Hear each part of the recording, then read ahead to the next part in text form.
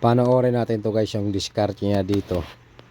Bali itatiles na kasi niya yung kanyang bathroom.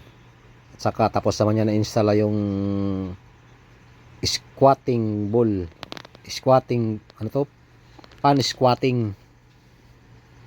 May dual ist kasing style kaya meron talaga ganyan makikita.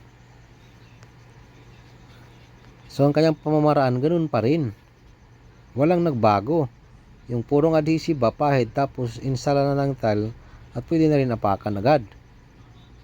Halos talaga ganito talaga yung kanyang mga technique. Talagang ano talaga sila ito sa mga itong discard na tiles. Kumbaga ano na nila, subok na nila yan. Kasi halos lahat Middle East party. Or baka nakadepende lang siguro sa tiles. Kaya ito na tiles ito man, ninipis man lang to. Ceramic. Maganda maganda siya magtrabaho, malinis.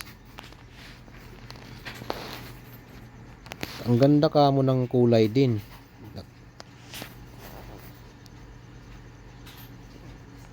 Ayun Kilalang kabuok yan.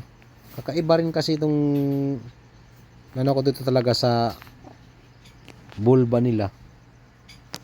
Nung pumunta ako ng Saudi, doon ako nagtaka, bakit ang daming mga ganito yung CR nila.